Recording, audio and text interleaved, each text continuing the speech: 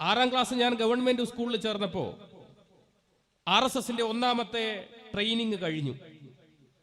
ഒന്നാമത്തെ ട്രെയിനിങ് കഴിഞ്ഞിട്ടാണ് ഞാൻ 6ാം ക്ലാസ്സിൽ മറ്റൊരു സ്കൂളിൽ ചേരുന്നത്, ഒരു ഗവൺമെന്റ് സ്കൂളാണ്. അവിടെ ചേർന്നപ്പോൾ ആ ക്ലാസ്സിൽ ഒരു വെള്ളത്തൊപ്പി വെച്ച ഒരു കുട്ടി, ഞാൻ ആദ്യമായിട്ടാണ് ഈ വെള്ളത്തൊപ്പി വെച്ച കുട്ടിയെ കാണുന്നത്. കാരണം 5ാം ക്ലാസ് വരെ പഠിച്ച സ്കൂളിൽ ഇല്ല, അതെന്റെ നാട്ടിലാണ്. ഇവനെ കണ്ടപ്പോൾ തന്നെ ശാഖയിൽ നിന്ന് പഠിപ്പിച്ച പല കാര്യങ്ങളും ഓർമ്മ വന്നു. കാരണം എന്താ, ഇവരെന്താ പാകിസ്ഥാൻ ചാരന്മാരാണ്. എന്റെ അടിമുടി ഇവനോടുള്ള ദേഷ്യമാണ്. ഇവൻ എൻ്റെ അടുത്ത് തന്നെ ഇരിക്കണം, ഞാൻ മാറി മാറി ഇരുന്നു, ഇവൻ എൻ്റെ അടുത്ത് തന്നെ ഇരിക്കും. ഇവനെ കാണുമ്പോൾ എനിക്കൊരു വല്ലാത്തൊരു ഭാവം, പിടിക്കുന്നില്ല. കാരണം ഇതാണ് ശാഖയിൽ പഠിപ്പിച്ചത്. അവസാനം ഞാൻ ശാഖയിൽ പോയി അന്നത്തെ മുഖ്യ ശിക്ഷകൻ ജയേട്ടനോട് ഞാൻ പറഞ്ഞു, ഇങ്ങനെ ഒരു വിഷയമുണ്ട്, ഫൈസൽ എൻ്റെ അടുത്ത് തന്നെ ഇരിക്കുന്നു, എനിക്ക് ബുദ്ധിമുട്ടുണ്ട്. ജയേട്ടൻ ഇപ്പം ജയിലിലാണ്. സ്വാതന്ത്ര്യ സമരത്തിന് ജയിലിൽ പോയതൊന്നല്ല, 2 സഹാക്കളെ കൊന്നതിൽ ജയിലിൽ പോയത്. ജയേട്ടൻ പറഞ്ഞു, നീ എന്തിനാ നീ യുദ്ധം പഠിച്ചത്, നീ എന്തിനാ ചുരിക പഠിച്ചത്, നീ എന്തിനാ വാൾ ഉപയോഗിക്കാൻ പഠിച്ചത്, നീ എന്തിനാ ദണ്ഡ് ഉപയോഗിക്കാൻ പഠിച്ചത്? പ്രയോഗിച്ചോളൂ, സംഘം നിന്റെ കൂടെയുണ്ട്. 6ാം ക്ലാസ്സിൽ പഠിക്കുന്ന ഒരു സ്വയം സേവകനായ ദൈനംദിന ശാഖയിൽ പങ്കെടുക്കുന്ന എനിക്ക് ഫൈസൽ എന്ന് പറയുന്ന ഒരു ഇസ്ലാം മതവിശ്വാസിയോട്, ഒരു ഇസ്ലാം നാമധാരിയോട് തോന്നിയ വികാരം ഇതാണെങ്കിൽ 65 വയസ്സായ നരേന്ദ്രമോദിക്കും അമിത്ഷയ്ക്കും തോന്നുന്ന വികാരം എന്തായിരിക്കുമെന്ന് കാണാൻ നമ്മൾ ആരെങ്കിലും കോളേജിൽ പഠിക്കണോ?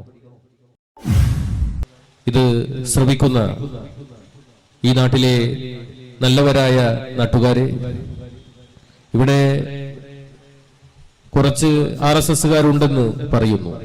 പക്ഷെ അവരൊന്നും യഥാർത്ഥ RSSകാരല്ല എന്നാണ് എനിക്ക് മനസ്സിലാക്കാൻ കഴിഞ്ഞത്. നമ്മൾക്ക് സാധാരണ കുട്ടിക്കാലത്തൊക്കെ കണ്ണാരം പൊത്തി കണ്ണിൽ സൂര്യൻ കുത്തി എന്നെ പോലുള്ള ചങ്ങാതിമാരെ കാണാനുണ്ടോ എന്ന് കളിക്കാറുണ്ടല്ലോ. അതുപോലെ ഇവിടുത്തെ ഈ RSS എന്ന് പറയുന്നത് നമ്മളൊക്കെ എണ്ണിയാൽ ഒരു 10 വരെ എണ്ണുന്നതിനുള്ളിൽ തിരിച്ചു വരാവുന്ന RSS മാത്രമേ ഇവിടെ ഉള്ളൂ എന്നാണ് എനിക്ക് മനസ്സിലാക്കാൻ കഴിഞ്ഞിട്ടുള്ളത്. അവരാരെങ്കിലും ഈ പ്രസംഗം കേൾക്കുന്നുണ്ടെങ്കിൽ അവർക്കും എൻ്റെ 100 ചുവപ്പൻ അഭിവാദ്യങ്ങൾ.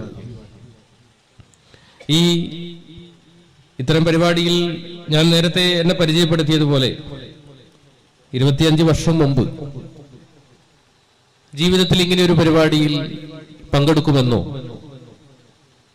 ഇങ്ങനെ എന്റെ മുന്നിലിരിക്കുന്ന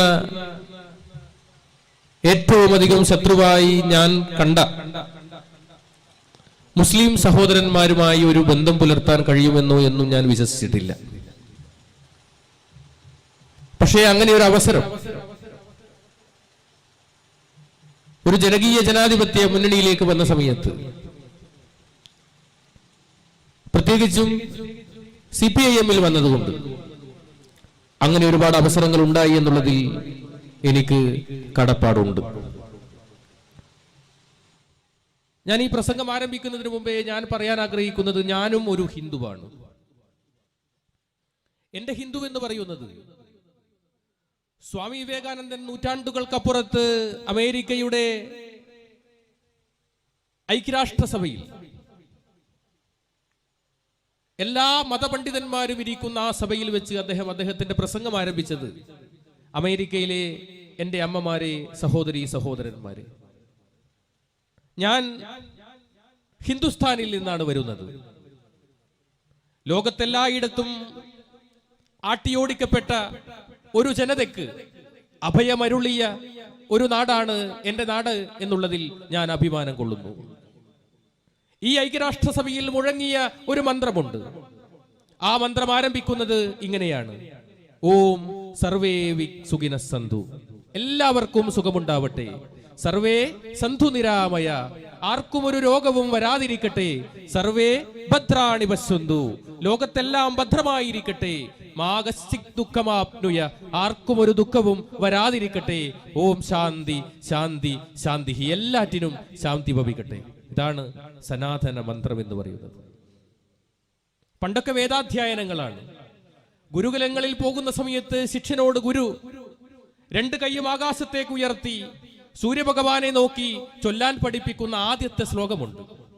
ആ ശ്ലോകം ആരംഭിക്കുന്നത് ഇങ്ങനെയാണ്: ഓം സഹനാഭവതു സഹനോ ഭുനക്തു സഹ വീര്യം കരവാവഹൈ തേജസ്വിനാവതീതമസ്തു മാ വിദ്യുഷാവഹൈ. ഓം ശാന്തി ശാന്തി ശാന്തി. നാം എല്ലാവരും ഒരുമിച്ച് ജീവിക്കട്ടെ. നാം എല്ലാവരും സഹവർത്തിത്വത്തോടു കൂടി കഴിയട്ടെ. നാം എല്ലാവരും ഒരമ്മ പെറ്റ മക്കളായി ജീവിക്കട്ടെ. പരസ്പരം വിദ്വേഷമില്ലാതിരിക്കട്ടെ. ഓം ശാന്തി ശാന്തി ശാന്തി. എല്ലാറ്റിനും ശാന്തി ഭവിക്കട്ടെ. ഇതാണ് ചിരന്തനമായ ധർമ്മം എന്ന് പറയുന്നത്. നിങ്ങൾക്കറിയാം, മഹാഭാരത യുദ്ധം പാണ്ഡവരും കൗരവരും തമ്മിലായിരുന്നു യുദ്ധം. കൗരവന്മാരെ പരിപൂർണമായി പാണ്ഡവന്മാർ ഇല്ലാതാക്കി. അവസാനം കൗരവ രാജാവായ ദുര്യോധനനെ പൊട്ടക്കിണറ്റിൽ നിന്ന് പുറത്തേക്കിറക്കി. ഭഗവാൻ ശ്രീകൃഷ്ണൻ ദുര്യോധനന്റെ മർമ്മം തൊടയാണ് എന്ന് ഭീമന് കാണിച്ചു കൊടുത്തതിന്റെ അടിസ്ഥാനത്തിൽ ഭീമൻ തന്റെ ഗദ കൊണ്ട് ആഞ്ഞടിച്ചു ദുര്യോധനന്റെ തുടയിൽ. ദുര്യോധനൻ അപ്പൊ തന്നെ അവിടെ മരിച്ചു വീണു. അതോടുകൂടി ആ യുദ്ധം അവസാനിച്ചു. കൃപരും അശ്വത്ഥാമാവും അടക്കം ആ യുദ്ധത്തിൽ അവശേഷിച്ചു.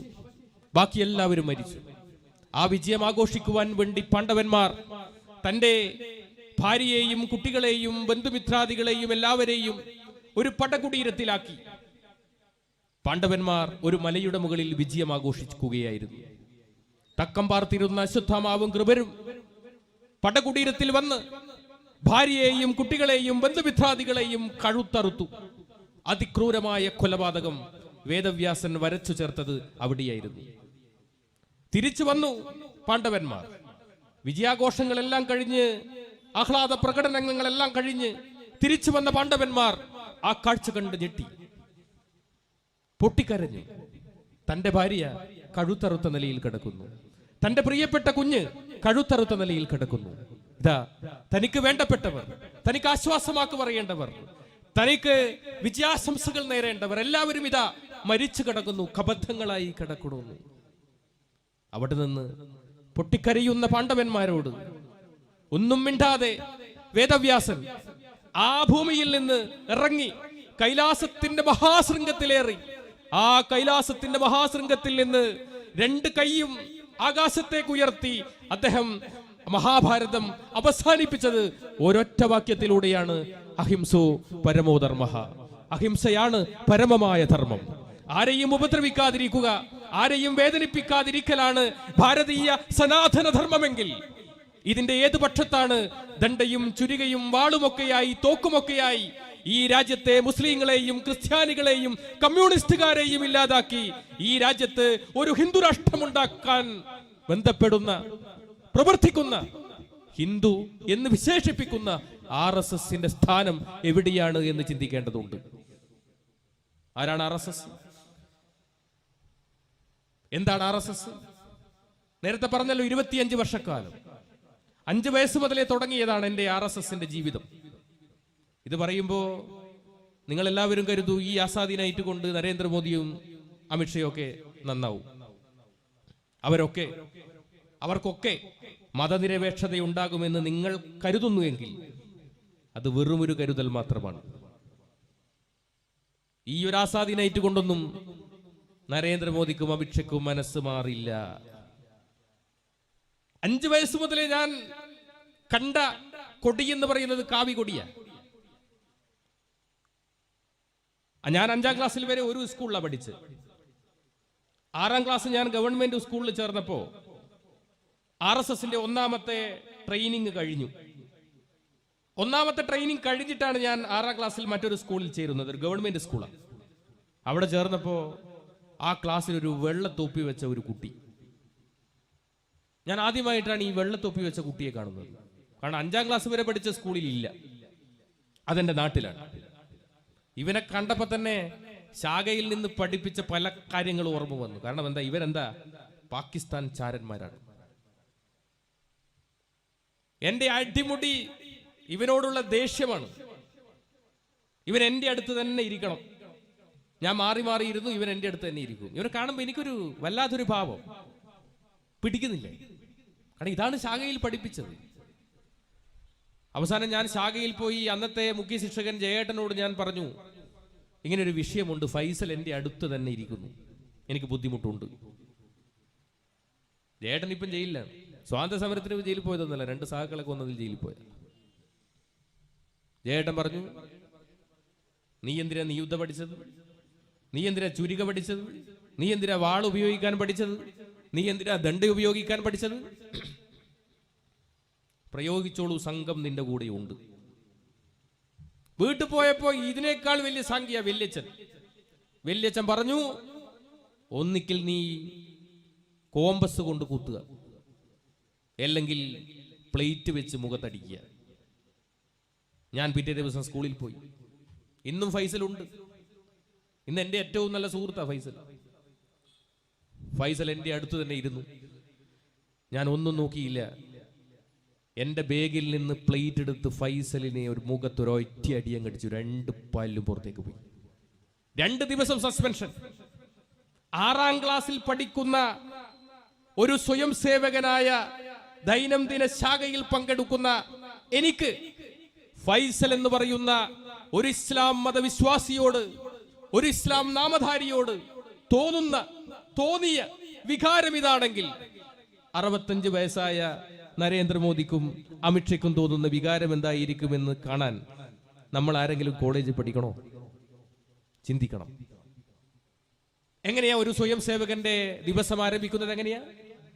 ഞാനും ഇവിടെ ഞാൻ പരിചയപ്പെടുത്താൻ പോകുന്ന ഒരു പ്രചാരകൻ കൂടി ഇവിടെ വന്നിട്ടുണ്ട്. ജന്മഭൂമിയുടെ ദീർഘകാലം സബ് എഡിറ്റർ ആയിരുന്നു സുബഹ്. അദ്ദേഹം 15 വർഷം RSSന്റെ പ്രചാരകനായിരുന്നു. നരേന്ദ്രമോദിയും അമിത്ഷയും രാഷ്ട്രപതിയും കോവിന്ദും എല്ലാ ദിവസവും ആരംഭിക്കുന്നത് എങ്ങനെയാ? നമ്മളൊക്കെ ഡോക്ടർ കേശവ ബൽറാം ഹെഡ്ഗേവാർ എന്ന RSS സ്ഥാപകന്റെയും ഭാരതാംബയുടെയും ഗുരുജി ഗോൾവൽക്കറുടെയും ഫോട്ടോന്റെ മുന്നിൽ ഒരു ചെറിയൊരു ദീപം കൊളുത്തും. എല്ലാ ദിവസവും നരേന്ദ്രമോദി ഇത് ചെയ്യാറുണ്ട്. ഒരു ചെറിയൊരു ദീപം കൊളുത്തി രാവിലെ 5 മണിക്ക് പത്മാസനത്തിൽ ഇരുന്ന് എല്ലാ സ്വയം സേവകനും ചൊല്ലുന്ന ഒരു ശ്ലോകമുണ്ട്. ആ ശ്ലോകം ആരംഭിക്കുന്നത് ഇങ്ങനെയാണ്: നീലാബ്ദി ബീജി പരിസേവിത പുണ്യഭൂമി ശൈലാദിരാജ പരിശോഭിത ദേവഭൂമി, ഈ ഹിന്ദുഭൂമി ഭുവനത്രയ പൂജയായി തീരാഞ്ജപിക്ക പരിപാവന സംഘമന്ത്രം. എന്താ ഇതിന്റെ അർത്ഥം? ഈ രാജ്യം ഒരു ഹിന്ദു രാഷ്ട്രമാകുവാൻ നിങ്ങൾ ശാഖയിലേക്ക് വരിക. എന്താണ് ഹിന്ദുരാഷ്ട്രം? RSSന്റെ ഹിന്ദുരാഷ്ട്രം എന്ന് പറഞ്ഞത് ഞാൻ നേരത്തെ പരിചയപ്പെടുത്തി ഹിന്ദുരാഷ്ട്രമാണോ? അല്ല. RSSന്റെ ഹിന്ദുരാഷ്ട്രം എന്ന് പറഞ്ഞാൽ മാധവ സദാശിവ ഗോൾവൽക്കർ എന്ന് പറയുന്ന 2ാമത്തെ സർസംഘചാലക എഴുതിയ വിചാരധാരയിൽ പറയുന്നു, ഈ രാജ്യം ഒരു ഹിന്ദുരാഷ്ട്രമാകുവാൻ 3 ശത്രുക്കളെ ഈ രാജ്യത്തിൽ നിന്ന് ഇല്ലായ്മ ചെയ്യണം. അതിൽ 1ാമത്തെ ശത്രു മുസ്ലിം, 2ാമത്തെ ശത്രു ക്രിസ്ത്യൻ, 3ാമത്തെ ശത്രു കമ്മ്യൂണിസ്റ്റ്. ഇതാണ് ഹിന്ദുരാഷ്ട്രം. ആ ഹിന്ദുരാഷ്ട്രമാകുവാൻ നിങ്ങൾ എന്ത് വേണം? ശാഖയിലേക്ക് വരണം. ഇനി അടുത്ത വരി എന്താ?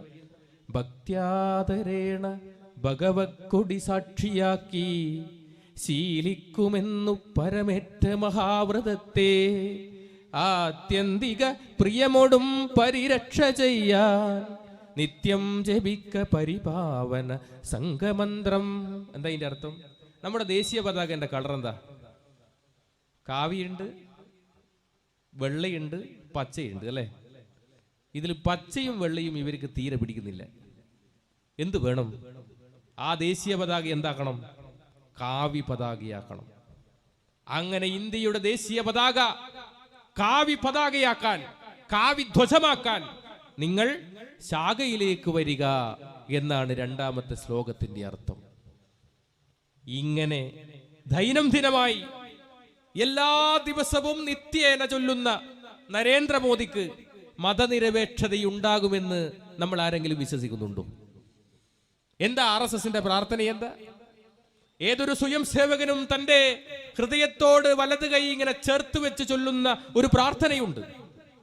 ആ പ്രാർത്ഥന തുടങ്ങുന്നത് ഇങ്ങനെയാണ്: നമസ്തേ സദാ വത്സലേ മാതൃഭൂമേ നമസ്തേ അങ്ങയെ നമിക്കുന്നു. സദാ എല്ലായ്പ്പോഴും വത്സലേ വാത്സല്യം നിറഞ്ഞവളായ മാതൃഭൂമേ ത്വയാ ഹിന്ദുഭൂമേ സുഖം വർദ്ധിതോഹം. ഹേ ഹിന്ദുഭൂമേ. എങ്ങനെയുള്ള ഹിന്ദുഭൂമിയാ? മുസ്ലിങ്ങളില്ലാതെ, ക്രിസ്ത്യാനികളില്ലാതെ, കമ്മ്യൂണിസ്റ്റ് ഇല്ലാതെ ഹേ ഹിന്ദുഭൂമേ അങ്ങനെ സസുഖം വളർത്തുന്നു. മഹാമംഗലേ പുണ്യഭൂമേ തൊതർത്തേ. മഹാമംഗലയായ പുണ്യഭൂമേ തൊതർത്തേ ഞാൻ സമർപ്പിക്കുന്നു. പദത്വേ ഷഖായോ നമസ്തേ നമസ്തേ. ഞാൻ ഈ ഹിന്ദുരാഷ്ട്രമുണ്ടാക്കുവാൻ വേണ്ടി എൻ്റെ ശരീരവും മനസ്സും സമർപ്പിക്കുന്നു. ഇതാര് സമർപ്പിച്ചു കഴിഞ്ഞു? മോദിയും അമിത്ഷയും ഒക്കെ സമർപ്പിച്ചു കഴിഞ്ഞു. എന്താ വേണ്ടത്? എന്താണ് ഈശ്വരനോടുള്ള പ്രാർത്ഥന? എന്താ? പ്രഭോ ശക്തിമൻ ഹിന്ദുരാഷ്ട്രാംഗഭൂത. ഈശ്വര, ശക്തിമത്തായ ഒരു ഹിന്ദുരാഷ്ട്രത്തെ സൃഷ്ടിക്കുവാൻ. എങ്ങനെയുള്ള ഹിന്ദുരാഷ്ട്രം? മുസ്ലിങ്ങളില്ലാതെ, ക്രിസ്ത്യാനികളില്ലാതെ, കമ്മ്യൂണിസ്റ്റുകാരില്ലാതെ ഒരു ഹിന്ദുരാഷ്ട്രത്തെ സ്ഥാപിക്കുവാൻ ഞങ്ങൾക്ക് 2 വരങ്ങൾ നൽകണം. എന്താ വരം? അജയ്യാഞ്ച വിശ്വസ്യ ദേഹീശക്തി. അജയ്യമായ ശക്തി. സുശീലം ജഗധ്യേനം ഭവേ. കുറുക്കന്റെ കൗശലം. ഇവ നൽകി അനുഗ്രഹിച്ചാലും എന്നാണ് RSSന്റെ പ്രാർത്ഥനയുടെ അർത്ഥം. ഇതാണ്. ഇനി ഈ പാട്ട് മാത്രമാണോ? കളിയലുണ്ട്. ശാഖ നിങ്ങൾ കണ്ടിട്ടുണ്ടാവും. ഞാനൊക്കെ 5 വയസ്സ് മുതൽ പോകാൻ തുടങ്ങിയതാ. ശാഖയിൽ പല കളികളുണ്ട്. അതിലൊരു കളി ഞാൻ പറയാം, കബഡി.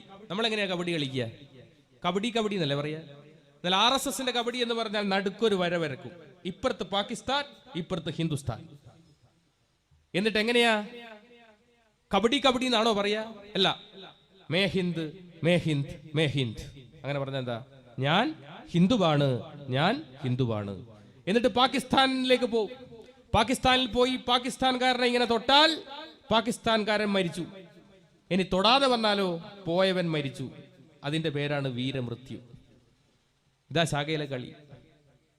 എങ്ങനെയുണ്ട്? ഈ കളി കളിച്ച നരേന്ദ്രമോദി പിന്നെ എന്താ ചെയ്യേ? ഇനി ചില വിശേഷാൽ വർഗുകളുണ്ട്. ഞാനൊക്കെ അത് കഴിഞ്ഞതാ, സുബഹൊക്കെ അത് കഴിഞ്ഞതാ. ആ വിശേഷാൽ വർഗിന്റെ പ്രത്യേകത എന്താ? രാജസ്ഥാനിലൊക്കെ ഞാനൊക്കെ അവിടെ നിന്നാ കഴിഞ്ഞ് ഏതെങ്കിലും ഒരു കാട്ടില് ഒരു 7 മണിയാകുമ്പോൾ ആ കാട്ടിലങ്ങ് പോകും. 10-50 സ്വയം സേവകന്മാർ. പ്രവാചകനായ മുഹമ്മദ് നബിയുടെയും യേശു ക്രിസ്തുവിന്റെയും പ്രതിമ ഇങ്ങനെ കെട്ടി തൂക്കി വെച്ചിട്ടുണ്ടാവും ഇങ്ങനെ മരത്തിന്റെ താഴെ. എന്നിട്ട് എന്ത് ചെയ്യും? നമ്മളെ കണ്ണ് കെട്ടും. എന്നിട്ട് ദണ്ഡയുടെ നീളമുള്ള വാള് നമ്മുടെ കയ്യിൽ തരും. എന്നിട്ട് ആ വാള് കൊണ്ട് മുഹമ്മദ് നബിയുടെയും യേശു ക്രിസ്തുവിന്റെയും കഴുത്തിങ്ങനെ അടയാളപ്പെടുത്തി തരും. ഇങ്ങനെ വാള് കൊണ്ട് ഇങ്ങനെ ആ ലെങ്ത് കറക്റ്റായിട്ട് ഇങ്ങനെ അടയാളപ്പെടുത്തും. എന്നിട്ട് നമ്മുടെ ആ കണ്ണ് കെട്ടിയിട്ടല്ലേ ഉണ്ടാകുക. എന്നിട്ട് ഒരു തിരിതിരിക്കും. എന്നിട്ട് നമ്മൾ എന്ത് ചെയ്യണം?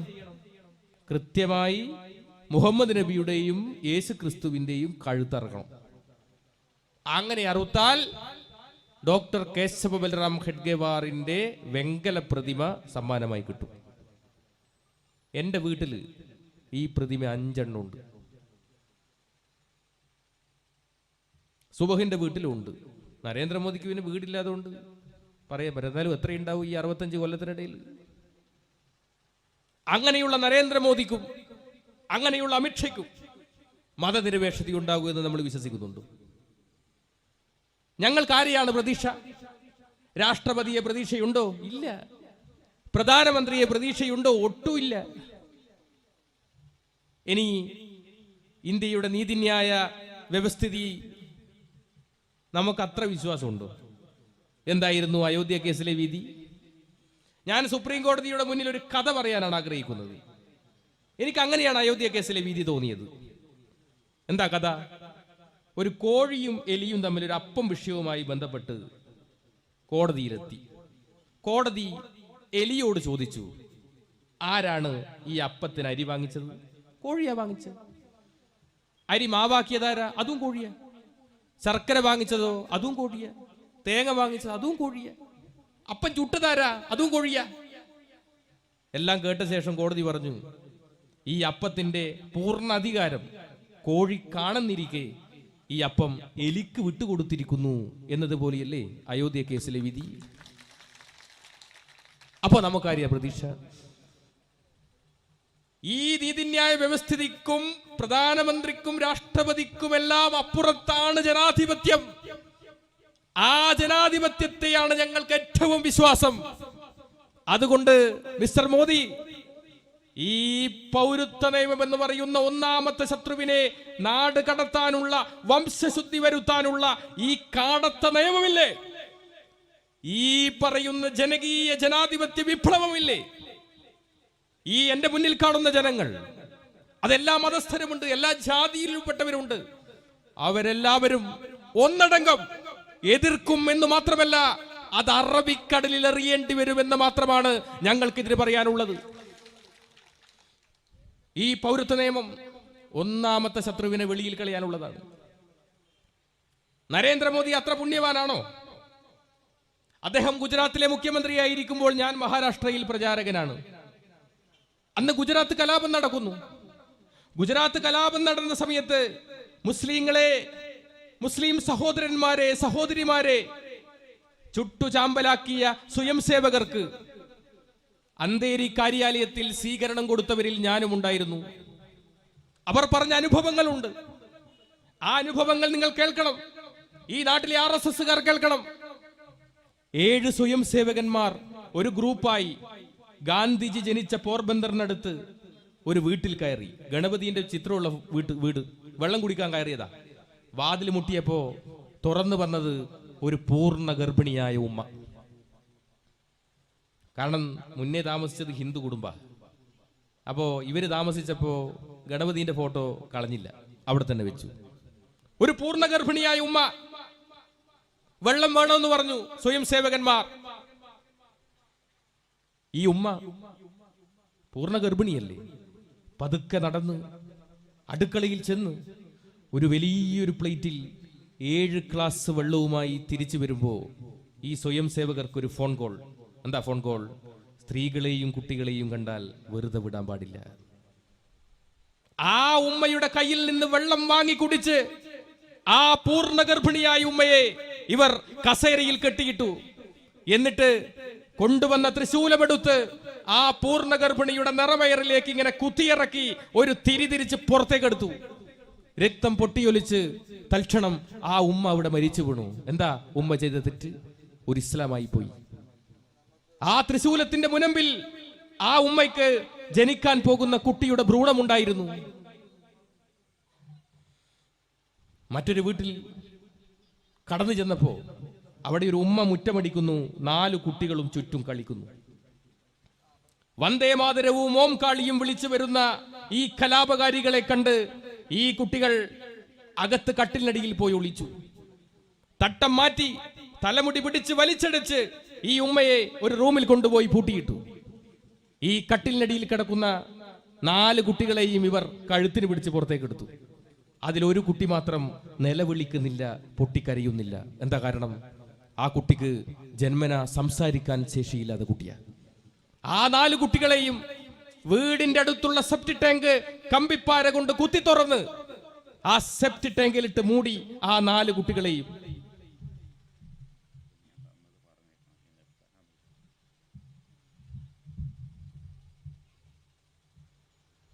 ഇവിടെ ഇപ്പൊ എഴുതി തന്നത് ഞാൻ വായിക്കാം. സുബഹിന് കഴിയുമെങ്കിൽ വേദിയിലേക്ക് ക്ഷണിച്ച് ഞങ്ങളെ പരിചയപ്പെടുത്തുമെന്ന് പ്രതീക്ഷിക്കുന്നു.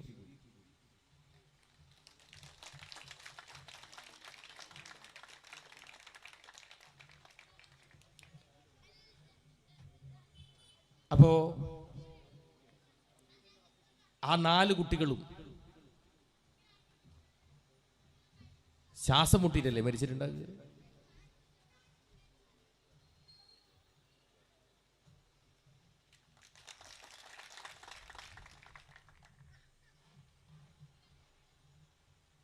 ആ ഉമ്മയെ വാതിൽ തുറന്ന് 7 പേരും മാറി മാറി ബലാത്സംഗം ചെയ്തു. എന്നിട്ട് കൊണ്ടുവന്ന പെട്രോൾ ആ ഉമ്മയുടെ തലയിൽ ഒഴിച്ചിട്ട് പറഞ്ഞു, ഇനിയൊരു കുട്ടിക്ക് ജന്മം നൽകാൻ നിനക്ക് കഴിയാതെ പോവട്ടെ എന്ന് പറഞ്ഞ് പച്ചക്ക് കത്തിച്ചു ആ ഉമ്മയെ. നിങ്ങൾ ആലോചിച്ച് നോക്കുക. അന്ന് ഗുജറാത്തിൽ മുഖ്യമന്ത്രിയായിരുന്നു നരേന്ദ്രമോദി. മറ്റൊരു വീട്ടിൽ കടന്നു ചെന്നപ്പോ ഒരു വൃദ്ധയായ ഒരു ഉമ്മ, നരേന്ദ്രമോദിയുടെ അമ്മയുടെ പ്രായമുള്ള ഒരു ഉമ്മ, തനിച്ച് വീട്ടിൽ വാതിൽ തുറന്ന് സ്വയം സേവകന്മാർ പറഞ്ഞു, ഇവിടുത്തെ സമ്പാദ്യങ്ങളൊക്കെ എവിടെയാണ് ഒളിപ്പിച്ചു വെച്ചിരിക്കുന്നത്, സൂക്ഷിച്ചു വെച്ചിരിക്കുന്നത്? ഉമ്മ പറഞ്ഞു, എനിക്കറിയില്ല, എന്റെ മകൻ ജോലിക്ക് പോയിരിക്കുക. നിങ്ങൾ ആരാണ്? എന്തിനാണ് വന്നത്? എന്തിനു വന്നു? ഈ ഉമ്മയെ ഇവർ ബലമായി പിടിച്ച് ജനലിൽ ഇങ്ങനെ കെട്ടിയിട്ടു. ഉമ്മക്കാകെ ഭയന്ന് ഉമ്മ പറഞ്ഞു, എനിക്ക് വെള്ളം വേണം, എനിക്ക് വെള്ളം തരൂ എന്ന് പറഞ്ഞപ്പോ ഇവരെന്താ ചെയ്തെന്നറിയോ? RSSന്റെ ഏറ്റവും പ്രധാനപ്പെട്ട ആയുധമാണ് ചുരിക, എസ് ആകൃതിയിലുള്ള കത്തി. അതിന്റെ പ്രത്യേകത ഇരുതല മൂർച്ചയുള്ള കത്തിയാണ്. അതിങ്ങനെ കുത്തി ഒരു തിരിതിരിച്ച് പുറത്തേക്കെടുത്താൽ ഓപ്പറേഷൻ പോലും ചെയ്യാൻ കഴിയില്ല. അങ്ങനെയുള്ള അതിക്രൂരമായ ആയുധമായ ചുരിക എടുത്ത് ഈ ഉമ്മയുടെ പ്രായമുള്ള, നരേന്ദ്രമോദിയുടെ അമ്മയുടെ പ്രായമുള്ള ഉമ്മയെ കുത്തി അതിൽ നിന്ന് ഉറ്റിറ്റ് വീഴുന്ന രക്തം ഒരു ഗ്ലാസിൽ പകർത്തി. ആ ഗ്ലാസ് ആ രക്തം കൊണ്ട് നിറഞ്ഞപ്പോ ഈ ഉമ്മയോട് പറഞ്ഞു, ഇത് കുടിച്ചോളാൻ പറഞ്ഞു. അവസാന തുള്ളി രക്തവും താഴെ വീണ് ഉമ്മ മരിച്ചു എന്നുറപ്പാക്കിയപ്പോഴാ ആ കലാപകാരികള് അവിടെ നിന്ന് ഇറങ്ങിപ്പോയത്. നിങ്ങൾ ഓർക്കുക, എന്താ ആ ഉമ്മ ചെയ്ത തെറ്റ്? ഒരു ഇസ്ലാമായി പോയി. അങ്ങനെയുള്ള RSSകാരനായ നരേന്ദ്രമോദിക്ക് മതനിരപേക്ഷതയുണ്ടാകുമെന്ന് നമ്മൾ ആരെങ്കിലും കരുതിയെങ്കിൽ അത് തെറ്റ് എന്ന് നമ്മൾ കരുതേണ്ടിയിരിക്കുന്നു. എന്താ നരേന്ദ്രമോദി ഈ ഭരണത്തിൽ എന്താ ചെയ്യുന്നത്? അദ്ദേഹം ഇന്ത്യയുടെ പ്രധാനമന്ത്രിയായി. ഇപ്പൊ പറഞ്ഞല്ലോ, നേരത്തെ പറഞ്ഞല്ലോ, പൗരത്വ നിയമം. നരേന്ദ്രമോദിയോട് ഒരാൾ ചോദിച്ചു, വിവരാവകാശ രേഖ പ്രകാരം ചോദിച്ചു, നരേന്ദ്രമോദിയുടെ പൗരത്വം എങ്ങനെയാ തിരിച്ചറിയുക? അപ്പൊ പറഞ്ഞു, അദ്ദേഹം ജന്മനാ ഇന്ത്യക്കാരനാണെന്ന്. ജന്മന അന്ധൻ, ജന്മന മൂകൻ എന്നൊക്കെ കേട്ടിട്ടുണ്ട്. ജന്മന ഇന്ത്യക്കാരനെന്ന് നമ്മൾ ആദ്യമായിട്ട് കേൾക്കുക. എന്താണ് അദ്ദേഹം ഈ രാജ്യത്ത് കൊടുത്ത സമൃദ്ധി? എന്താണ്? വന്നപാട് പറഞ്ഞു, പശു അമ്മയാന്ന് പറഞ്ഞു. അദ്ദേഹത്തിന്റെ അമ്മ ചിലപ്പോൾ പശുവായിരിക്കും, നമ്മളെ അമ്മ പശുവാണ്. ആ പശുവിന്റെ പേരിൽ മാത്രം ഈ രാജ്യത്ത് നടന്ന കലാപത്തിൽ 200-ലധികം ആളുകൾ കൊല്ലപ്പെട്ടു. രാജ്യം മുഴുവനും തെണ്ടി നടക്കുന്ന ഒരു പ്രധാനമന്ത്രി ഈ ലോകം കണ്ടിട്ടുള്ളതിൽ വെച്ച് നരേന്ദ്രമോദി മാത്രമാണ്. ഏറ്റവും കൂടുതൽ തന്തക്ക് വിളി കേട്ട ഒരു പ്രധാനമന്ത്രി കൂടിയാണ് അദ്ദേഹം.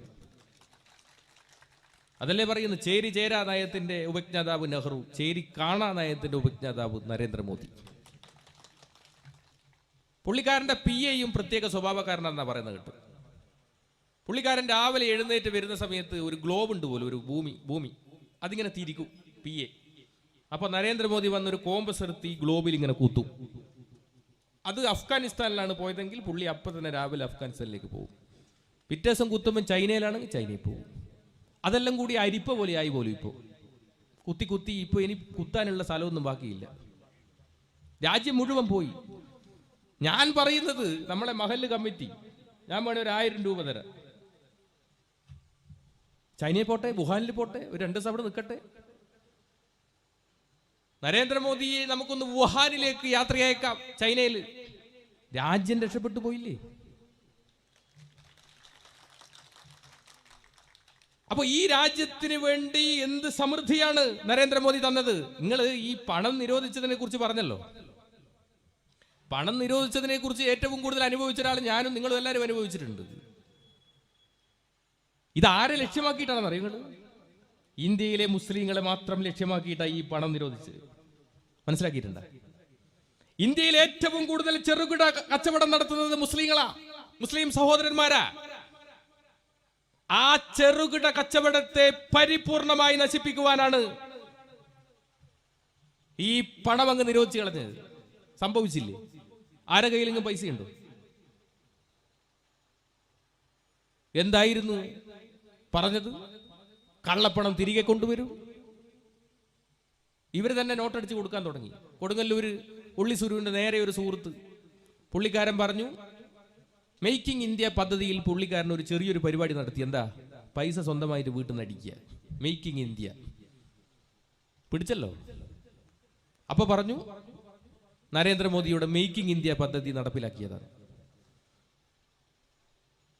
ഇതല്ലേ ഭരണത്തിന്റെ അവസ്ഥ? ഏതെങ്കിലും ഒരു നല്ല പ്രവൃത്തി RSSകാരനായ നരേന്ദ്രമോദി ചെയ്തിട്ടുണ്ട് എന്ന് നിങ്ങൾക്ക് ആർക്കെങ്കിലും വിശ്വസിക്കാൻ പറ്റൂ? ആർക്കെങ്കിലും പറയാൻ പറ്റൂ? ലോകത്തെല്ലാം രാജ്യത്തെല്ലായിടത്തും കക്കൂസ് ഉണ്ടായി കൊടുത്തു. ഭക്ഷണം കൊടുക്കാത്ത കക്കൂസ് മാത്രം ഉണ്ടായി കൊടുത്തിട്ട് എന്താ കാര്യം? ഭക്ഷണം കഴിച്ചാലല്ലേ കക്കൂസ് പോവുക, അത് കഴിക്കാണ്ടായ കക്കൂസ് പോകും. ഇപ്പൊ രാജ്യത്തെങ്ങും കക്കൂസ് ഉണ്ടായി കൊടുത്തു. കേരളത്തിൽ പൗരത്വ നിയമത്തിന് അനുകൂലമായി RSSകാർ പരിപാടി നടത്തുന്നുണ്ട്. ഞാൻ ഈ അടുത്ത് നാദാപുരത്ത് RSSകാരൊരു പരിപാടി നമ്മൾ ഇങ്ങനെ പോകുന്ന സമയത്ത് കാണുക. ആ പരിപാടിയിൽ സത്യം പറഞ്ഞാൽ കേൾക്കാൻ ഒരാളും 4 പട്ടികളും. പൗരത്വ നിയമത്തെ അനുകൂലിച്ചിട്ടുള്ള പരിപാടിയാ. കേരളത്തിന്റെ അവസ്ഥ എന്താ നിങ്ങൾക്കറിയോ? BJPന്റെ RSSന്റെ നമ്മളൊക്കെ സാധാരണ ഇപ്പൊ ഇതാ മുസ്ലിം ലീഗിന്റെ ജില്ലാ സെക്രട്ടറി ഇവിടെയുണ്ട്, എല്ലാ പാർട്ടിക്കാരുടെയും ആളുകൾ ഇവിടെയുണ്ട്, RSSന്റെയും BJPന്റെ ഓടിച്ചിട്ട്. എങ്ങനെയാ നമ്മൾ ജില്ലാ സെക്രട്ടറിനെയും ജില്ലാ പ്രസിഡന്റിനെയും ഒക്കെ തിരഞ്ഞെടുക്കുന്നത് നമുക്കറിയാം അല്ലേ? പക്ഷെ BJPന്റെ എങ്ങനെയാണെന്ന് അറിയുന്നത്? BJPന്റെ ഒരു പ്രത്യേക തരത്തിൽ ഈ തവണ മത്സരം ഭയങ്കര കടുപ്പായിരുന്നു. ശോഭാ സുരേന്ദ്രൻ, ഉള്ളി സുരു, MT രമേശ്, അങ്ങനെ ഭയങ്കര മത്സരം, കടുത്ത മത്സരമായിരുന്നു. എന്താ എങ്ങനെയാ BJPന്റെ സംസ്ഥാന പ്രസിഡന്റിനെ തിരഞ്ഞെടുക്കുക? ഏറ്റവും കൂടുതൽ മണ്ടത്തരം ആരാണോ പറയുന്നത് അയാളാണ് സംസ്ഥാന പ്രസിഡന്റ്. മഞ്ഞൾ ശോഭ പറഞ്ഞു ഞാൻ 8 സെന്റിൽ മഞ്ഞൾ കൃഷി ചെയ്ത് കോടികൾ ഉണ്ടാക്കി. അപ്പൊ ഞാൻ എന്നല്ലേ മണ്ടൻ? ഉള്ളി സുരു പറഞ്ഞു ഞാൻ ചെടിച്ചട്ടിയിൽ കൊടി നാട്ടി. ഞാനല്ലേ മണ്ടൻ? അവസാനം തിരുമണ്ടനെ തെരഞ്ഞെടുത്തു, സംസ്ഥാന പ്രസിഡന്റായി ഉള്ളി സുരു അല്ലേ. ഞാൻ പറയുന്നത് അതിനേക്കാളും അർഹതയുള്ള ഒരാൾ നമ്മളെ കേരളത്തിൽ ഉണ്ടായിരുന്നു. ആരാന്നറിയുന്നത്? നമ്മുടെ ഗവർണർ ആരിഫ് ഖാൻ. പുള്ളിക്ക് സംസ്ഥാന പ്രസിഡന്റ് ആകാൻ ഏറ്റവും അർഹതയുള്ള ഒരാൾ. ഇവരെക്കാളും പൊട്ടനാണ്. നിങ്ങൾ ആലോചിച്ച് നോക്കുക, എന്തെല്ലാം വിടുവായത്തങ്ങളായി ഇവർ പറയുന്നത്. ഇന്ത്യയുടെ പ്രധാനമന്ത്രി രാജ്യത്തെ ശാസ്ത്രജ്ഞന്മാരുടെ ഒരു സദസ്സിൽ വെച്ച് പറയുന്നു ഈ ലോകത്താദ്യമായി പ്ലാസ്റ്റിക് സർജറി നടത്തിയത് ഇന്ത്യയിലാണെന്ന്. എങ്ങനെയാണെന്നറിയുന്നത്? ആനേന്റെ കഴുത്തറുത്തിട്ട് തലയറുത്തിട്ട് ഗണപതിക്ക് വെച്ചതാണ് പോലും ലോകത്തിലെ ആദ്യത്തെ പ്ലാസ്റ്റിക് സർജറി. നിങ്ങൾ ആലോചിച്ച് നോക്കുക. ഇങ്ങനെയുള്ള കൂട്ടർ ഈ രാജ്യം ഭരിച്ചാൽ എന്തായിരിക്കും അവസ്ഥ എന്ന് നമ്മൾ പറഞ്ഞു തരേണ്ടതുണ്ട്. അതല്ലേ നടക്കുന്നു? ഇവിടെ എന്തെങ്കിലും ഒരു വികസനം നടക്കുന്നുണ്ടോ? പൗരത്വ നിയമം ലോകസഭയിലും രാജ്യസഭയിലും പാസാക്കിയപ്പോൾ ആദ്യമായി ഒരേലയോളം വലിപ്പമുള്ള ഒരു സംസ്ഥാനത്തിന്റെ മുഖ്യമന്ത്രി നിയമസഭയിൽ ആഞ്ഞടിച്ചുകൊണ്ട് പറഞ്ഞു ഈ നിയമം ഈ കേരളത്തിൽ നടപ്പിലാവില്ല. അതിലെല്ലാ പ്രതിപക്ഷങ്ങളുമെല്ലാം അതിനൊറ്റക്കെട്ടായി നിന്ന് ആ നിയമത്തെ എതിർത്തു. ഈ കേരളത്തിൽ എല്ലാവരും ഒറ്റക്കെട്ടായി കേരളം ഒരു പ്രമേയം പാസാക്കി. ആർജവത്തോടെ നിന്നു മുഖ്യമന്ത്രി എന്ന നിലയിൽ. സുപ്രീം കോടതിയിൽ കേസും കൊടുത്തു. ഇതല്ലേ? അപ്പൊ പ്രതിഷേധങ്ങളും പ്രതികരണങ്ങളും ഏറ്റവും കൂടുതൽ കേരളത്തിൽ ഉണ്ടാകുന്നുണ്ട്. അതാണ് കേരളത്തിന്റെ പ്രത്യേകത. ശ്രീനാരായണ ഗുരുവും ചട്ടമ്പി സ്വാമികളും അങ്ങനെയുള്ള എത്രയോ പ്രതിഭാധനരായ ആളുകൾ അവർ കാണിച്ച വഴികളിലൂടെയല്ലേ കേരളം യാത്ര ചെയ്യുന്നത്. ശ്രീനാരായണ ഗുരുവിന്റെ ദൈവദശകത്തിൽ ദൈവത്തെക്കുറിച്ച് സമർപ്പിക്കുന്നത് എന്താണ്? ദൈവമേ കാത്തുകൊൾകങ്ങു കൈവിടാതിങ്ങു ഞങ്ങളെ, നാവികൻ നീ ഭവാബ്ദിക്ക് ഒരാവിവൻ തോണി നിൻപദം, ഒന്നൊന്നാ എണ്ണി എണ്ണി തൊട്ടെണ്ണും പൊരുളൊടുങ്ങിയാൽ നിന്നിടും ദൃക്കുപോലുള്ളം എന്നില സ്പന്ദമാവണം. അടുത്ത വരി എന്താ? അന്നവസ്ത്രാദി മുട്ടാതെ തന്നു രക്ഷിച്ചു ഞങ്ങളെ, ധന്യരാക്കുന്ന നീയൊന്നു തന്നെ ഞങ്ങൾക്കു തമ്പുരാൻ. ആരാണോ ഭക്ഷണമില്ലാത്തവന് ഭക്ഷണം കൊടുക്കുന്നത്. ഞാനൊക്കെ പലപ്പോഴും നോമ്പുകാലങ്ങളിൽ, പണ്ടൊക്കെ ഭയങ്കര ദേഷ്യമായിരുന്നു നോമ്പുകാലങ്ങളിലോട്. പക്ഷെ ഇപ്പൊ നോമ്പുകാലങ്ങളിലൊക്കെ ദാനം കൊടുക്കുന്ന ഒരുപാട് വീടുകൾ കാണുമ്പോൾ വലിയ സന്തോഷമാണ്. ഭക്ഷണമില്ലാത്തവന് ഭക്ഷണം കൊടുക്കുക, വസ്ത്രമില്ലാത്തവന് വസ്ത്രം കൊടുക്കുക, വീടില്ലാത്തവർക്ക് വീട് കൊടുക്കുക. അവനാണ് ദൈവമെങ്കിൽ ശരിക്കും ആലോചിച്ച് നോക്കുക. ഞാൻ ചിന്തിച്ചിട്ടുണ്ട്, ഈ വ്രതമാസം ഉണ്ടല്ലോ, ആ വ്രതമാസത്തിലാണ് ഏറ്റവും കൂടുതൽ സാമൂഹിക സമരസത നമ്മുടെ നാട്ടിൽ നിലനിൽക്കുന്നത്. നിരാലംബർക്ക്, രോഗികൾക്ക് കൈത്താങ്ങുന്ന ഒരു സംസ്കാരം. ആ ഇസ്ലാം സംസ്കാരത്തെയാണ് ഇവിടെ നിന്ന് നാട്ടിയോടിക്കുവാൻ വേണ്ടി നരേന്ദ്രമോദി ശ്രമിക്കുന്നത് എന്ന് ചിന്തിക്കേണ്ടിയിരിക്കുന്നു. ഞാനൊക്കെ ബാലഗോകുലത്തിലൂടെ വന്ന ആളാണ്. വളരെ ചെറുപ്പത്തിൽ നിങ്ങൾ RSS എങ്ങനെ വളരുന്നു എന്ന് പഠിക്കണം. സുബഹു അങ്ങനെ വന്നതാണ്. ബാലഗോകുലത്തിൽ ഞാനൊക്കെ ഭഗവാൻ ശ്രീകൃഷ്ണന്റെ ആ തലയിൽ ഒരു തുളസി മാല ചാർത്തിയിട്ടാണ് ബാലഗോകുലം ആരംഭിക്കുക. ആ ബാലഗോകുലത്തിന് നല്ല പാട്ടൊക്കെ ഉണ്ടാവും. കരുണാമുരളീധാര മനസ്സി നിറയ്ക്കുക കണ്ണ, കരുണാമുരളീധാര ഗോകുലമണിയും മണിയും നീയേ, ഗോപികാഹൃതി നിനവും നീയേ, വൃന്ദാരണ്യ പൂക്കളിൽ നിറവും മണവും മധുവും നീയേ. നല്ല പാട്ടാ. എന്താ ബാലഗോകുലത്തിന്റെ രണ്ടാമത്തെ പാട്ടെന്താ? അതാണ് പാട്ട്. എന്താ പാട്ട്? കന്യാകുമാരി കടൽ തിരമാലകൾ മണ്ണിൽ കുറിക്കുന്നതെന്താണ്? നമ്മുടെ ഭാരതമെന്നാണ്, അതിൽ നമ്മളെല്ലാവരും ഒന്നാണ്. അടുത്ത വരി എന്താ?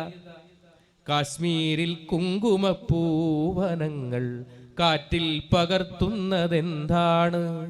ഹിന്ദുസ്ഥാനമിതെന്നാണ്, അതിൽ നമ്മളെല്ലാവരും ഒന്നാണ്. ഇതെന്താണ്? ഹിന്ദുസ്ഥാനാണ്. എങ്ങനെയുള്ള ഹിന്ദുസ്ഥാൻ? മുസ്ലിങ്ങളില്ലാതെ, ക്രിസ്ത്യാനികളില്ലാതെ, കമ്മ്യൂണിസ്റ്റ് ഇല്ലാതെ ഒരു ഹിന്ദു രാഷ്ട്രമാകണം ഇത് എന്ന് ബാലഗോകുലത്തിൽ തന്നെ പഠിപ്പിക്കുക. നിങ്ങൾ ആലോചിച്ച് നോക്ക്. ഞാൻ അട്ടപ്പാടിയിൽ ദീർഘകാലം പ്രചാരകനായിരുന്നു.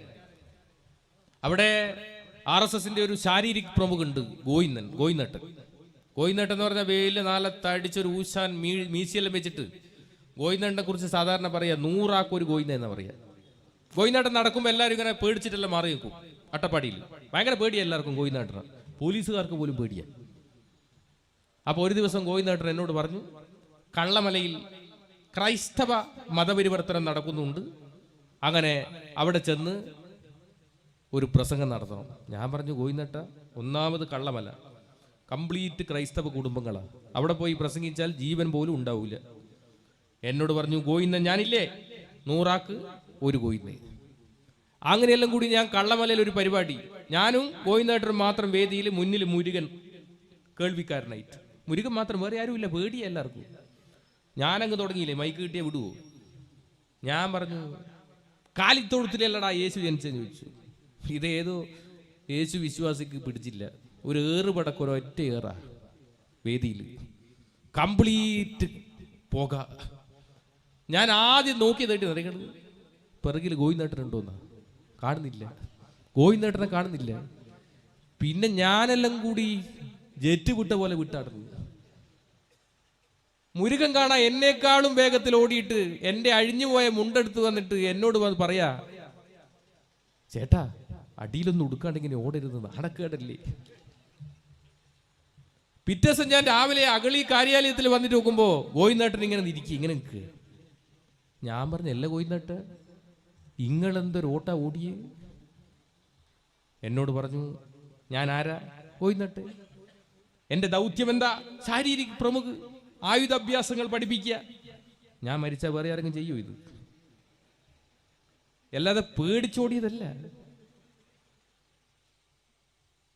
ഞാൻ ആദ്യത്തെ OTC കഴിഞ്ഞത് മധുരയിലാണ്. മധുര മീനാക്ഷി ക്ഷേത്രത്തിന്റെ അടുത്തുള്ള തിരുവേടകം വിവേകാനന്ദ കോളേജിലെ ആദ്യത്തെ OTC കഴിഞ്ഞു. OTC എന്ന് പറഞ്ഞാൽ RSSന്റെ ഒഫീഷ്യൽ ട്രെയിനിങ്, 1 മാസത്തെ ഒരു പരിപാടിയാണ്. എങ്ങനെ മുസ്ലിങ്ങളെ കൊല്ലാം, എങ്ങനെ ക്രിസ്ത്യാനികളെ വകവരുത്താം, എങ്ങനെ കമ്മ്യൂണിസ്റ്റുകാരെ വകവരുത്താം, ഇതൊക്കെയാ പഠിപ്പിക്കുന്നത്, പഠന വിഷയം. അതൊക്കെ പഠിച്ചയാളാ. അപ്പൊ അവിടെ നമ്മുടെ സെൻകുമാർ ഉണ്ടല്ലോ, TP സെൻകുമാർ, അങ്ങനെയുള്ള ഒരുപാട് ആൾക്കാരുടെ RSSനുണ്ട്. IPS ഓഫീസർ, അവിടുത്തെ ഒരു IPS ഓഫീസർ നമ്മളെ അന്നത്തെ ക്യാമ്പിൽ പങ്കെടുത്തു. എനിക്കിപ്പോഴും ഓർമ്മയുണ്ട് കേട്ടോ. അത് അദ്ദേഹം പറഞ്ഞൊരു വിഷയം ഇതാണ്. നമ്മളോട് പറഞ്ഞു, നിങ്ങൾ 3500ഓളം ശിക്ഷാർത്ഥികളുണ്ട്, അപ്പോൾ 3500 സ്വയം സേവകന്മാരുണ്ട്. നിങ്ങൾ എനിക്കൊരു ഉപകാരം ചെയ്യണം. എന്താ ഉപകാരം? മധുര മീനാക്ഷി ക്ഷേത്രത്തിന്റെ മുന്നിൽ മുസ്ലിങ്ങളാണ് കട നടത്തുന്നത്, അത് ഇല്ലാണ്ടാക്കണം. കാരണം എന്താണെന്നറിയോ? അത് മധുര മീനാക്ഷി അമ്മക്ക് സുഖിക്കൂല, കാരണം മുസ്ലിം അല്ലേ. അതൊന്ന് ഒഴിവാക്കി തരണം. നിങ്ങൾ വിചാരിച്ചാൽ നടക്കും. അന്ന് എന്താ ചെയ്തെന്നറിയങ്ങൾ? അന്ന് ഞാനന്ന് 10ാം ക്ലാസ് പഠിക്കുക. അന്ന് ഈ ക്യാമ്പ് കഴിയുന്നതിന്റെ തലേ ദിവസം സ്വയം സേവകരെയെല്ലാം മധുര മീനാക്ഷി ക്ഷേത്രം ദർശനം നടത്താൻ വേണ്ടി കൊണ്ടുപോയി. എങ്ങനെയാ കൊണ്ടുപോയെന്നറിയങ്ങൾ? കാക്കി ട്രൗസർ വിട്ട് ദണ്ഡയുമായിട്ടാണ് കൊണ്ടുപോയത് മധുര മീനാക്ഷി ക്ഷേത്രം കാണാൻ. അതിന്റെ തലേ ദിവസം ഞങ്ങൾക്കൊരു പ്ലാനൊക്കെ തയ്യാറാക്കി. ആ ക്ഷേത്രത്തിന്റെ കംപ്ലീറ്റ് ഒരു സ്കെച്ച് വരച്ചിട്ട് അതിൽ ഏതൊക്കെ തലങ്ങളിൽ മുസ്ലിങ്ങളായ ആളുകൾ കട നടത്തുന്നുണ്ട് എന്ന് വ്യക്തമായി സ്കെച്ചിട്ടു. എന്നിട്ടാ പരിപാടി. അപ്പൊ ആ സ്കെച്ചൊക്കെ നമ്മൾ പഠിച്ചിട്ടാ പോയെ. എന്നിട്ട് നമ്മളിങ്ങനെ ഓരോ കടയുടെയും അടുത്ത് ഇങ്ങനെ ഒന്നുമില്ലാതെ പോലെ ഇങ്ങനെ നിന്നു. ദണ്ഡ ഇങ്ങനെ ഉണ്ട്, ദണ്ഡ ഇങ്ങനെ കയ്യിൽ ഇതാ ഇങ്ങനെ ആക്കി ഇങ്ങനെ നിന്നു. ഒരു ബിസിലടി, ആദ്യത്തെ ബിസിലടിയിൽ ദണ്ഡ പ്രയോഗിക്കുവാൻ വേണ്ടി ഈ കയ്യിലുള്ള ദണ്ഡ ഇങ്ങനെ ആക്കുക. 1ാമത്തെ വിസിലടിച്ചു, നമ്മളെല്ലാവരും ഇങ്ങനെ ദണ്ഡ ഇങ്ങനെയാക്കി. ആർക്കും ഒന്നും മനസ്സിലായില്ല. 2ാമത്തെ വിസിലടിയിൽ വലത്തെ കൈയിൽ ദണ്ഡ വന്നു. പിന്നെ അവിടെ എന്താ നടന്നതെന്ന് ഒരു തിരുപാടുമില്ല. ഞാൻ അടക്കമുള്ള ആളുകൾ അടിച്ചു. അതിൽ ഏറ്റവും പ്രായമുള്ളത് എൻ്റെ മുന്നിലിരിക്കുന്ന വളരെ പ്രായമുള്ള ഒരു വെള്ളത്തൊപ്പിയിട്ട ഒരു വൃദ്ധൻ കൈ ഇങ്ങനെ കൂപ്പി. ഞാൻ പക്ഷെ വിട്ടില്ല. ദണ്ഡ കൊണ്ടൊരു ഒറ്റയടി തലക്ക് ബോധം കെട്ടു വീണു. അവിടെ കവർച്ച നടത്തി. അവിടത്തെ ഏതാണ്ട് 32 മുസ്ലിം കടകളും ഞാൻ അടക്കമുള്ള ആളുകൾ കവർച്ച നടത്തി. പോലീസുകാരെല്ലാവരും നോക്കി നിന്നു. ഒരാളും അനങ്ങിയില്ല. ഞങ്ങള് മധുര മീനാക്ഷി ക്ഷേത്രം ദർശനവും നടത്തിയില്ല. ഞങ്ങൾ ഈ പരിപാടി കഴിഞ്ഞു. അടുത്ത വണ്ടിയിൽ ഞങ്ങൾ ക്യാമ്പിലേക്ക് തിരിച്ചു വന്നു. ഇതാണ് RSS. പഠിക്കണം നമ്മൾ RSSലാണ്. ഇതാണ് RSS. ഇതാണ് ഓരോ സ്വയം സേവകരും ചിന്തിക്കുന്നത്. അവന്റെ നാഡീ ഞരമ്പുകളിൽ ഒഴുകുന്ന ചിന്തയും ലക്ഷ്യവുമെല്ലാം എന്താ? ഈ നാട്ടിലെ മുസ്ലിങ്ങളെയും ക്രിസ്ത്യാനികളെയും കമ്മ്യൂണിസ്റ്റിനെയും എങ്ങനെ വകവരുത്താം എന്നുള്ളതാണ്. അതാണ് അവൻ ചിന്തിക്കുന്നത്. അവൻ അതിനുവേണ്ടി മാത്രമാണ് ജീവിക്കുന്നത്. അതുകൊണ്ടാണ് അവന്റെ പ്രാർത്ഥനയിൽ ഇങ്ങനെ ഹൃദയത്തോട് കൈ ചേർത്ത് വെച്ചുകൊണ്ട് പറയുന്നത്, ഹൃദന്ത സ്ഫുര തുക്ഷയാ നിഷ്ഠ. എന്റെ ഹൃദയത്തിൽ സ്ഫുരിക്കട്ടെ ധ്യേയനിഷ്ഠ. എന്താ ധ്യേയനിഷ്ഠ? പ്രഭോ ശക്തിമൻ ഹിന്ദു രാഷ്ട്രാംഗഭൂത. ഈ രാജ്യം ശക്തിമത്തായ ഒരു ഹിന്ദു രാഷ്ട്രം ഉണ്ടാക്കുക. എന്താ ഹിന്ദു രാഷ്ട്രം? മുസ്ലിങ്ങളില്ലാതെ, ക്രിസ്ത്യാനികളില്ലാതെ, കമ്മ്യൂണിസ്റ്റുകാരില്ലാതെ ഒരു ഹിന്ദു രാഷ്ട്രം ഉണ്ടാക്കുക എന്ന ലക്ഷ്യം വെച്ച് പുലർത്തുന്ന നരേന്ദ്രമോദിക്കും അമിത്ഷയ്ക്കും മതനിരപേക്ഷതയുണ്ടാകുമെന്ന് നമ്മൾ ആരെങ്കിലും സ്വപ്നം കാണുന്നുണ്ടെങ്കിൽ അങ്ങനെയൊരു അവസരം ഉണ്ടാവില്ല. പക്ഷേ കാലം മാറും, കോലവും മാറും. ഭഗവത്ഗീതയിൽ പറയുന്നുണ്ട്, അർജുനനോട് വ്യക്തമായ ഒരു നിർദ്ദേശം കൊടുക്കുന്നുണ്ട്.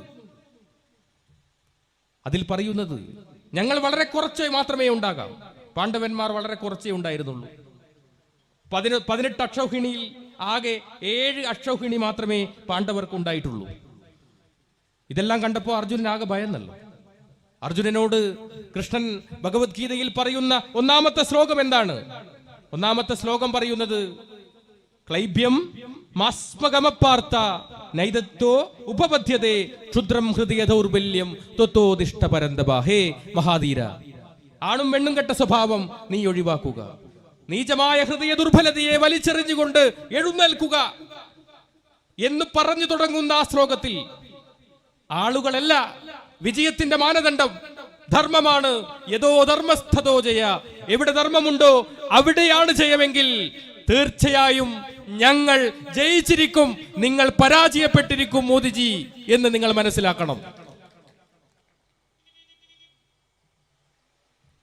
ഇതാണ് ഓരോ RSSകാരന്റെയും ചിന്തകളിൽ, ഇതാണ് ഓരോ RSSകാരന്റെയും ലക്ഷ്യം. ഇതാണ് ഓരോ RSSകാരനും ചിന്തിക്കുന്നത് ഇങ്ങനെയാണ്. ഇപ്പൊ ശശികല, കേരളത്തിൽ ശശികലയുണ്ടല്ലോ, എന്തായിരുന്നു ശബരിമല വിഷയവുമായി ഞാൻ വേറെ കാര്യങ്ങൾ പ്രത്യേകിച്ചൊന്നും പറയുന്നില്ല. നിങ്ങൾക്കറിയാലോ, ഞാൻ ഈ പ്രസ്ഥാനത്തിലേക്ക് വന്നപ്പോ എൻ്റെ തറവാട്ടിൽ നിന്ന് എന്നെ പുറത്താക്കി.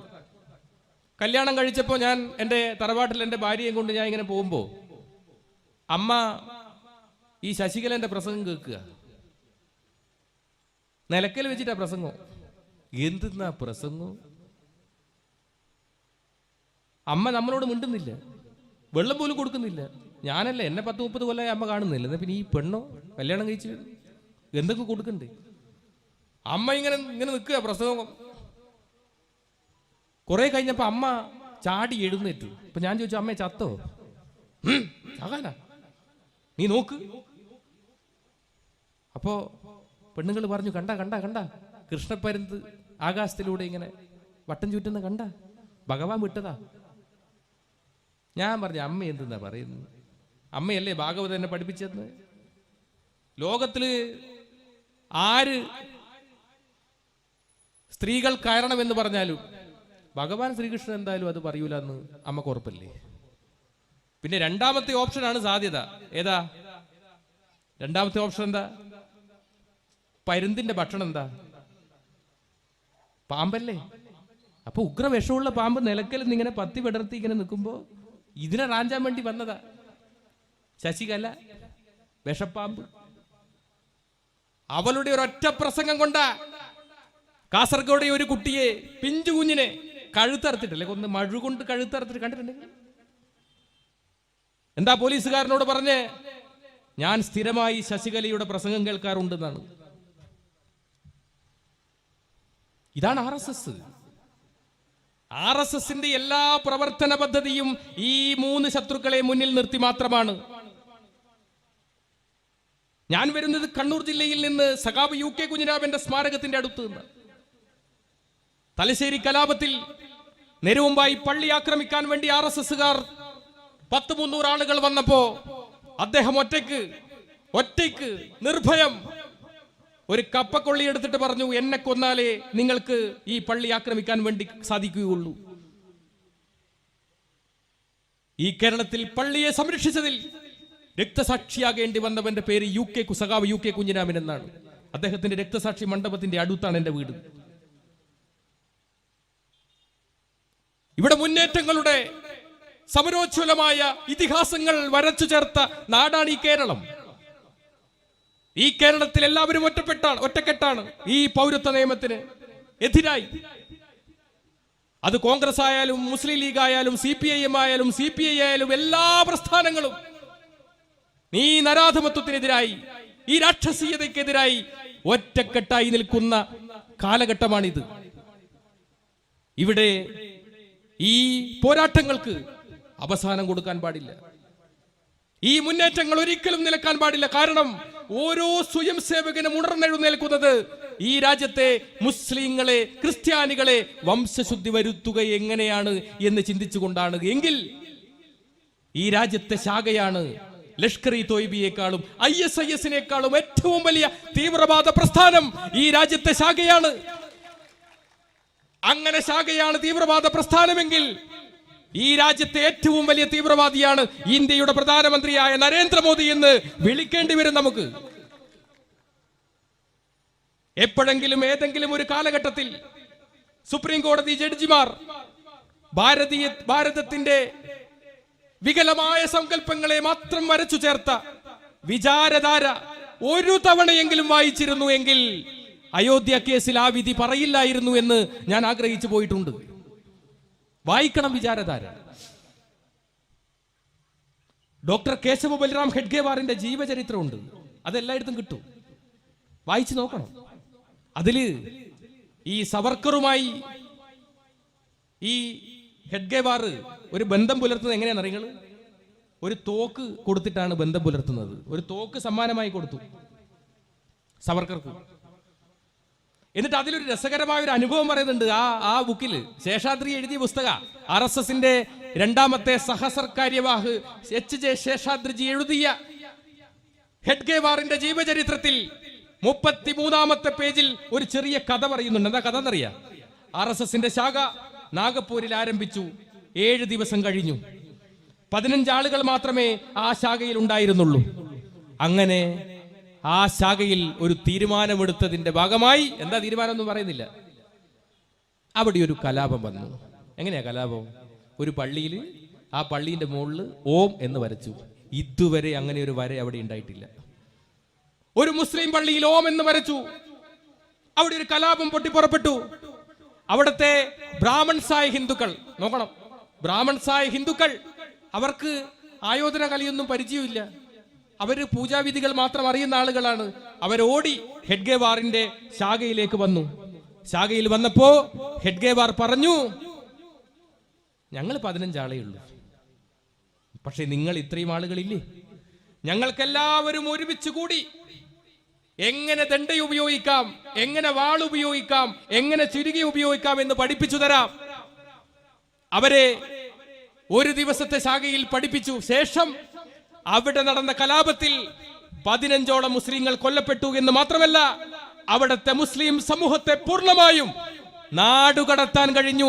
നാഗപ്പൂരിൽ ആ 1930 കാലഘട്ടത്തിൽ ഹെഡ്ഗേവാറിന്റെ പുസ്തകത്തിൽ പറയുന്നതാണ്. അപ്പൊ എന്താണ് ഹെഡ്ഗേവാറിന്റെ ഉദ്ദേശം? എന്താണ് നരേന്ദ്രമോദിയുടെ ഉദ്ദേശം എന്ന് മനസ്സിലാക്കാൻ നമുക്ക് കഴിയില്ലേ?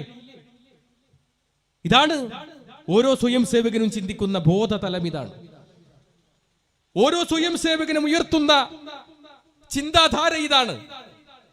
അതല്ലേ RSSന്റെ ഗണഗീതമുണ്ട്.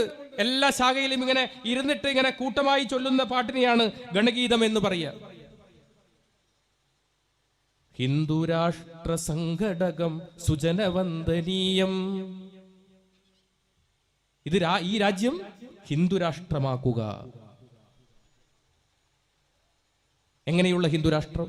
ഞാൻ നേരത്തെ പറഞ്ഞ മുസ്ലിങ്ങളില്ലാതെ, ക്രിസ്ത്യാനികളില്ലാതെ, കമ്മ്യൂണിസ്റ്റുകാരില്ലാതെ ഒരു ഹിന്ദുരാഷ്ട്രത്തെ സൃഷ്ടിക്കുക.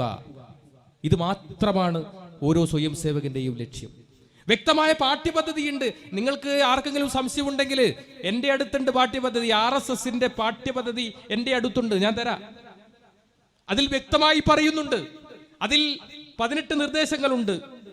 ആ 18 നിർദ്ദേശങ്ങളിൽ ഒന്നാമത്തെ നിർദ്ദേശം എന്താണെന്നറിയാം? ഒന്നാമത്തെ നിർദ്ദേശം,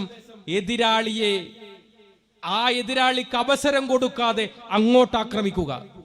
അതിൽ പറയുന്ന ഒന്നാമത്തെ നിർദ്ദേശം അതാണ്. എതിരാളിക്ക് അവസരം കൊടുക്കാതെ അങ്ങോട്ട് ആക്രമിക്കുക. ബുദ്ധിപൂർവം തെരഞ്ഞെടുക്കുക. ബുദ്ധിപൂർവം തെരഞ്ഞെടുക്കുക ആക്രമണം.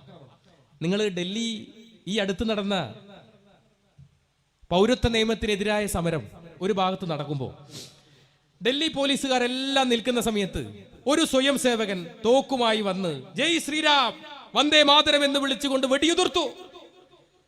ഒരൊറ്റ പോലീസുകാരനും പിടിച്ചു വെച്ചില്ല. കാരണം എന്താ? RSSകാരനായിരുന്നു.